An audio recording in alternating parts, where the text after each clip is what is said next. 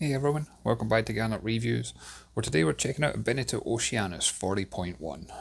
This particular example was on display at the St. Petersburg Power Sailboat Show earlier this year, and as always when it comes to new build yachts, the price is always based on a lot of factors, including specification and location, but as a ballpark you should expect to pay somewhere in the region of $400,000 to $450,000 for a yacht like this. She measures in at 42 foot 3 inches in length. She's got a beam of 13 feet 9 inches, and this one's available in different layouts, drafts and rig options. Boarding the yacht was easily done. It's got a drop down transom. It doubles up as a bathing platform, which is great for boarding when you're backed up onto a berth like this, but also easy access if you want to go swimming and diving. I like the use of having two wheels rather than one large one in the centre. That way no matter what side the sails are on, you've always got clear visibility. Both helms have the B&G multifunction display, but the starboard one's also got the engine controls. And the cockpit's large enough for your friends and family to join you. Plenty of storage in the lockers. You get a large folding cockpit table in the middle. And I like how all the lines come back, and these have got clutches and winches, so that way you don't have to go up to the mast or the bow if you don't want to. And if you notice, these winches are actually electric winches to make it even easier for you.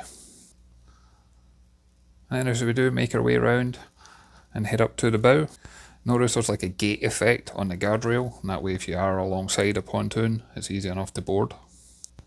And for a sailing yacht, she's got a relatively clean deck, easy enough to get to the bow without tripping on anything. And you can also see we've got a number of opening hatches, which we'll see full advantage of when we go inside. But you get plenty of natural light and ventilation.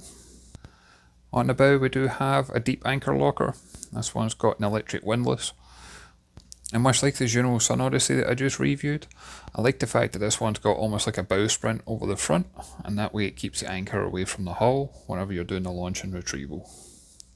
And in standard configuration, this yacht's got an air draft of 60 feet and 2 inches, and should make a great cruiser racer.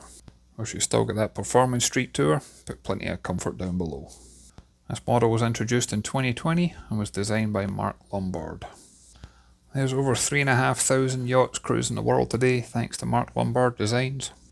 Marc's a graduate at the University of Southampton and has been designing yachts since 1982. And as we make our way aft, back to the aft cockpit, again you'll get to see just how much space the aft cockpit offers. But I like all the handholds in place, as well as the guardrails on the outside.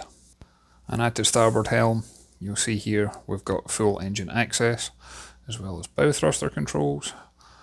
And both helms have got the winch and the clutches, so you could technically sail this one single-handed if you wanted to. You definitely don't need the full complement of crew that you would have to have for a 40-foot yacht and generations ago.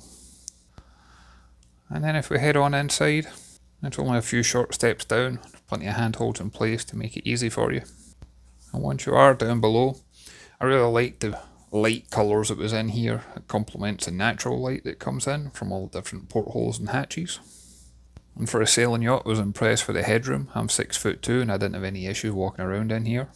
Now this particular version is a 2-cabin version, so in the starboard quarter you've got a double berth in here, plenty of locker space.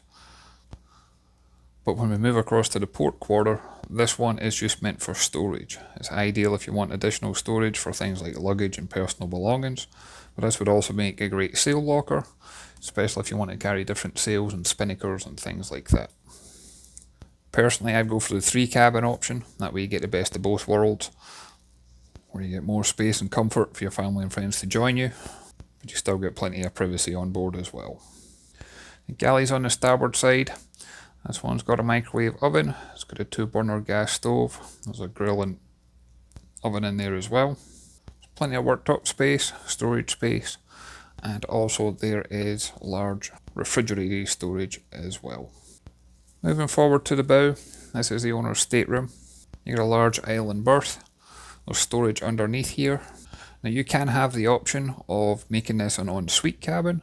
You also have the option of making this 2 cabins as well, so you can technically have 4 cabins. But in this configuration, the extra space has been used for a vanity station, and there's plenty of locker space too. As we make our way back through, you can see the saloon is on the port side of the yacht. This table does drop down and becomes a convertible berth if needed. And we've also got a navigation station down below, with plenty of room here at the chart table for plotting out your next course. I personally would upgrade and have some sort of multifunction display here as well, but Beneteau does have a wide range of options. I'd be more than happy to talk things through with you. And I will include a link to Beneteau's website in the description, and that way you can see all the details for yourself. And under the stairs is where you would find the engine. This would be a 45 horsepower Yanmar, giving you plenty of power, not only in the marina, but if you ever needed to cruise under power as well. I personally like the way that this one is designed and equipped, that you can use this for cruising and for racing if you wanted to. As always, I'd love to hear your thoughts and comments. If you can leave a comment down below. I'd also appreciate it if you could hit that like and subscribe button if you haven't already. And as always, I look forward to catching you on the next one. Thanks everyone.